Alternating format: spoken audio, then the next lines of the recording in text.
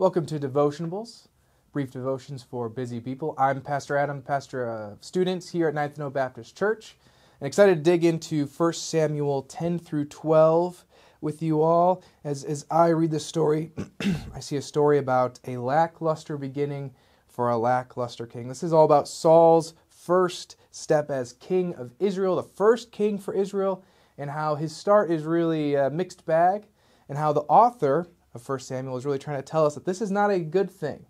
All the signs are pointing for us that this making of Saul is not a benefit to Israel, although they've been begging for a king. So we start in chapter 10 of 1 Samuel. And as we see Samuel take some oil to pour on Saul's head, what do we know about Saul so far? Well, we know that he's handsome and tall, just straight out of Hollywood, what you want as a king. He looks the part, but does he act the part? What is he not described as? Well, he's not described as a man of faith or righteousness like Abraham. He's not described as a man who fears the Lord like Job. He's not described as someone that's a man after God's own heart like David will be described. No, he's just tall and handsome. What more do you need in a king? Well, for Israel, you need a lot more. We also know he's not a great shepherd. What happened to start this whole thing? Well, he, as a shepherd, lost his father's donkeys, needed to go find them. And do you really want someone that can't take care of his father's animals to now be shepherd over the people of Israel? Lots left to be desired with Saul the king. Yet, Samuel's following the Lord's guidance here. God saying, listen, they're not rejecting you, Samuel, they're rejecting me, as we see in chapter 9. So chapter 10, Samuel is anointing Saul as king. He says there's going to be 3 signs that are going to happen. When these things are accomplished, you'll know you're going to be king. So now ahead, now Saul's proclaiming to the people all at Mizpah, saying, gather around Israel. We're going to figure out, I'm going to tell you who the king's supposed to be.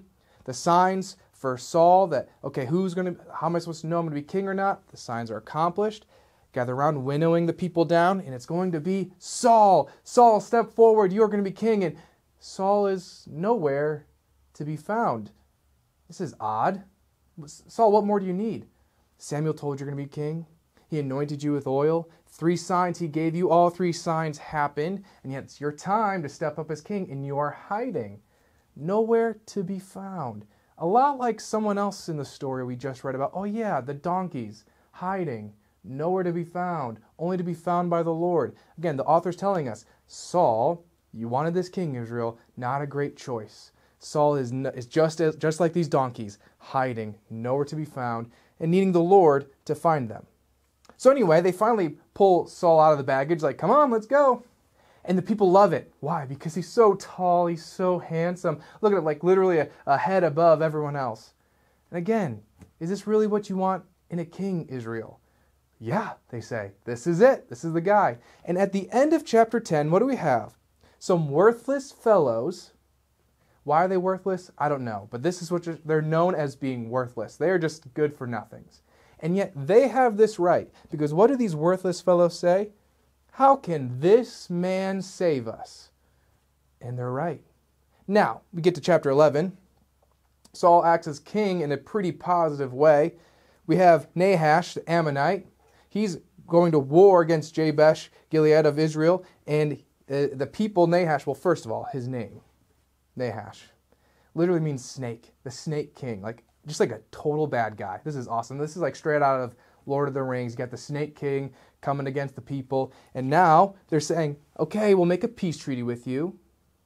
And he says, all right, you have to let me gouge out every single one of your right eyes, and we'll be good.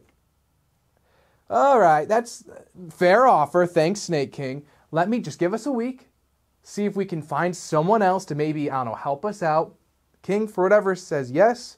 Saul catches wind. And this is actually not like a terrible response by Saul. It's a little gruesome, a little violent. He takes some oxen, cut them up in pieces, and sends them out to the leaders of Israel and says, okay, if you don't come and help out, this is what's going to happen to you.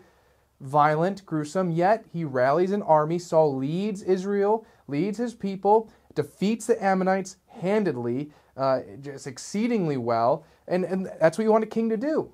But this isn't Lord of the Rings, in that just because the king of the army does have victory means that he's a good guy or a protagonist. No, Saul is still a complicated character, and one that, again, shouldn't be seen as positive in the beginning. We know what's to come is still not very great. But this isn't really all, again, positive signs. This is one positive sign of Saul as king, but the whole picture is a mixed bag.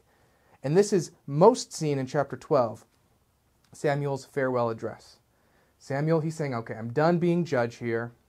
I gathers all the people, says, listen, people, this is what I'm going to tell you. Let's reflect on your history. How did you become a nation, Israel? Well, through Aaron and Moses, through Jacob, through the judges. The Lord himself has formed you, protected you, guided you, every step of the way. You would not exist if it were not for the Lord who was sitting on his throne as your king, and yet you rejected him, and you want a human king. You think this is better, so you can look more like the nations. This is all, Samuel, if this was a positive affirmation of Saul as king, well, this farewell address is quite awkward because it's all very negative. You've rejected the Lord, Israel. You've messed up. This is not what God really wants. And I'm going to prove it to you that God is still king because it's not the rainy season. And I'm going to say, and God's going to make it rain. And then boom, thunder and rain happen, not in the rainy season. So yes, you've chosen your king. You've chosen Saul. And you think this is going to work out. God is still king. And you, as a people, would not even be formed. You would not exist if it were not for God. And what does he say at the end of his farewell address? Starting in verse 24 of chapter 12. All you have to do, if you want things to go well for you, this is it. Fear the Lord and serve him faithfully with all of your heart. Consider what great things he has done for you. But if you do wickedly, you shall be swept away, both you and your king. And this is how the beginning of Saul's reign as king, this is how it starts. It's kind of a mixed bag. Saul isn't all that impressive. He looks the part, doesn't always act the part, and clearly Samuel is not sold. For me, this whole story has an imagery of cut flowers. Cut flowers are beautiful. You know, it always brings my wife joy when I go to the grocery store and bring home some flowers. But those flowers are unattached from the roots. And at first they look good. Even at first they start to thrive. Some new flowers grow and bud. But 4 or 5 days go by and those flowers begin to wilt and wither and die. And when those flowers are removed from their root, they're going to die. The same thing for Israel. When they remove themselves from their root, the reason they exist is because of the Lord. They will not prosper. Things will not go well for them. And we see that as the rest of the story unfolds. And it's the same thing for us. We are not just Christians by practice. We are not just Christians by where we go to church. We are Christians in devotion and faith. And if we begin to remove ourselves from that cornerstone of Jesus Christ, then things will not go well for us. So may we look at this story and realize that though things may look good for a little while, without Christ, we would be nothing. Thank you for listening.